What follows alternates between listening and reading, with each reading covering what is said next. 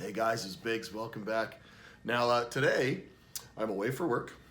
It's super cold outside. It's snowing like crazy. It's minus 20, 25 or something like that. And I was able to go and visit with a very dear friend of mine. You guys have met him before. We did a showcase on his big plywood tank, but I never really went into details about what he was keeping in his tanks at the time. And we were able to do 2 videos last night on 2 entirely different facets of fish keeping. So I'm pretty stoked to be able to bring you guys that stuff. The first one we're going to talk about today, though, is this gentleman. It's nothing better on a super cold Canadian morning or day or whatever that he can go downstairs in his basement and he can sit with his cup of coffee or a beer and enjoy his beautiful slice of paradise. Now this guy has this gigantic tank full of C.A.R.E.S species, and they're all critically endangered Madagascar cichlids. So, here's a little slice of heaven. Hope you guys enjoy Mr. Dana Allen and his Madagascar cichlid tank.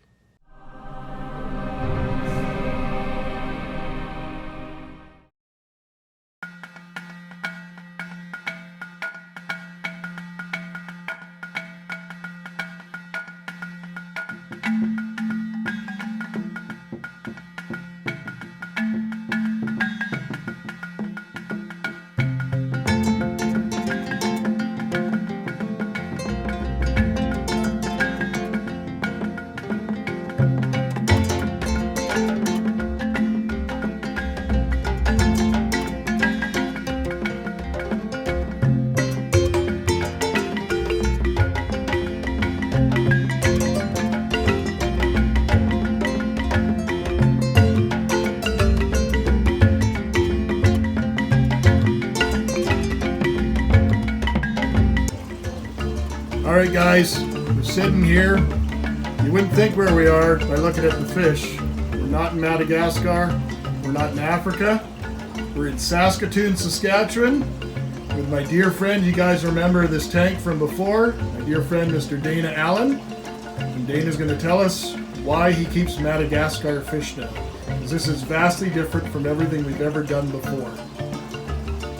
Why? You've deviated from the plan.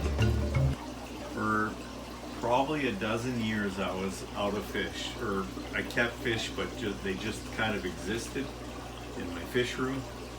And I actually had some F1 Madagascars that I got from the University of Victoria. A friend of mine there said we had fry from fish that we got from Madagascar, so not the species you see now. These were actually those were Menarambo then at the time, right? Yeah, wild caught Menarambos. And he said, we have fry from those fish.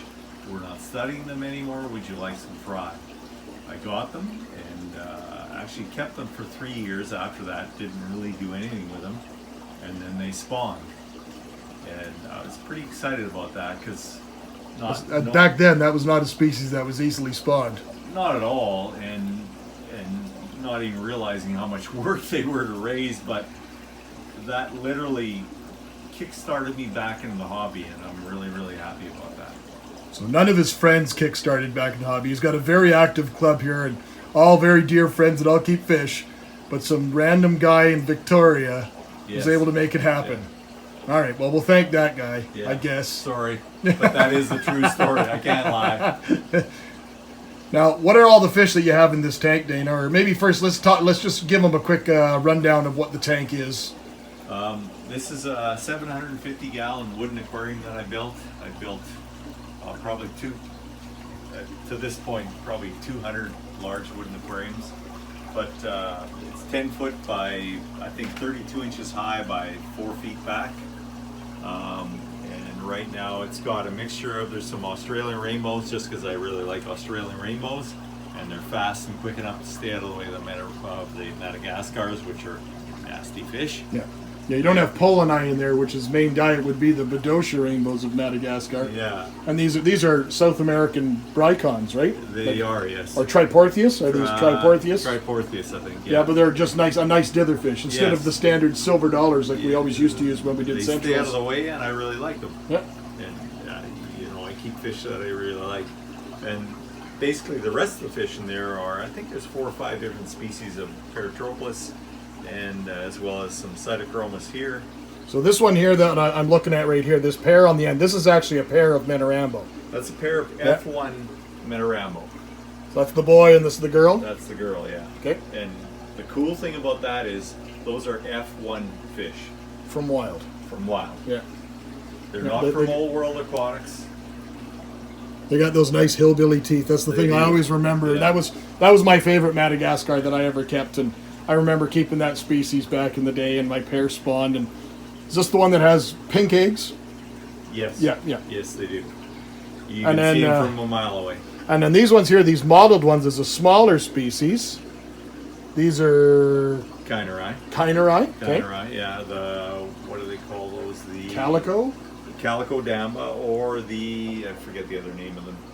like an indigenous name. Kosovo. Okay, and that's the indigenous name That's that they've the been given in indigenous name, yeah. Madagascar. Yeah.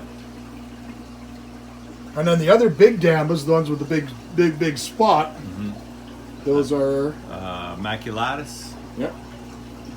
and the one spot Damba. There's a little baby Yeah. swimming by, Yeah. about a 4-inch baby. Yeah. Grew up in the tank. He did, yeah. Yep. They have big batches of fry. They're absolutely painful to raise. Yeah, I remember that from the Madarambo. That's the Yeah. only damba that I did breed. They're not for the faint of heart if you want to keep the fry.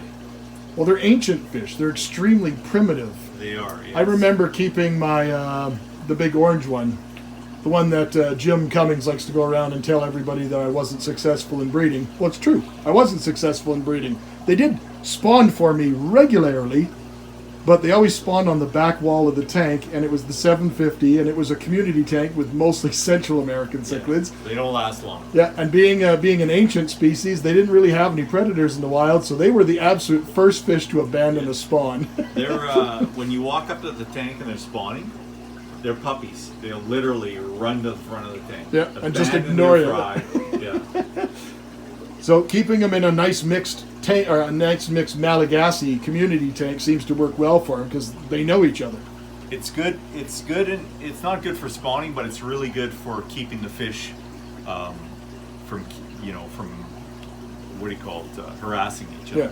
Now I wouldn't know this. You would know this more. Now, Madarambo and Maculatus and K.A.R.E. are any of them? Do they inhabit the same areas? I know there's dambas all over Madagascar. I should but know this, Chris, but off You the don't top know? of my head, I can't remember. yeah, that's something we're going to have to pose to the nerds in the live feeds. Yes. And then this one here, the one with this stripe, the silver one, that's a Tychochromis? Cytochromis oleoganthus. Okay. I remember seeing these at Old World, and They they get- often get red on the fins, like this one here. They do, showing. and they get. Just picture a doll. They get ridiculously long trailers when they get old on their Okay. fins. I remember just being at Old World with Spencer one time. Yeah, and they were pulling a seine through one of the big giant walk-in Yeah. swimming pool type vaults, The- and they were the- pulling them. They were black, but they all had red fins. These fin tips get ridiculously long. Yeah, Like picture those dolls with the over the top hair. yeah. Well, this is absolutely a stunning tank. You have Madagascars and other tanks, but this is the tank that everybody Well, needs to see. This tank, I've spawned everything in here. So all the Madagascars you've seen here, I've spawned them, which to me is pretty cool. They're not an easy fish to spawn. Now, with all the years, you and me have known each other for a long time, and you were primarily a New World guy, doing mostly South and Central American cichlids, and that's how we've known each other for so long. Yes. What would you say? Is there any similarities or things that you really like? Because you were strongly passionate about the fish that we used to keep, and then you've made this transition into these guys. Are there things that you'd say that I remember these things, these really bring back the memories of doing those, but they're different because of this? Is there anything unique that you think? These are old world fish. These are, like you said, these are a very ancient fish. Yeah. They have tons of attitude, Yeah, I'll give you that. and they're a large, long-lived fish, which I like to keep Yeah. because I keep big tanks with big fish, and these live a long time. I mean, these guys here are probably a dozen years old. Really? Yes. Oh, that's cool. Yeah. And as I mentioned, they're F1 fish. I love watching this pair of Madarambo do where the male plunges his head into the substrate And does the and waggy stirs thing. it all Yeah. around to try and look for food All and things the like that. Paratropolis do that. And they do that, normally you think that's a behavior they'd be doing that when they have fry. More so because they're a snail eater and they're looking for snails. Okay. That's predominantly, from what I've seen, that's what they eat. Have you ever gotten at the club meetings and stuff like that? People say, "Oh, I got a bunch of snails." Have you ever done that? I generate enough of my own. I don't have to do that. Will these guys take down Malaysian trumpet snails? They will, but it punctures their swim bladder. I've lost several maculatus because of that. Really? So I don't ever put live bears in here anymore. So there's something that nobody would know. That's only something that you're going to get by experience. They absolutely will puncture the swim bladder of the fish. Wow. Yeah, it's, people don't like feeding them because they have such heavy shells and stuff like that. So I These use guys them for. can handle them. Yep. They crush them, no issue. But that pointing part obviously goes through them. I've lost several maculatus, so as soon as I stopped, that stopped.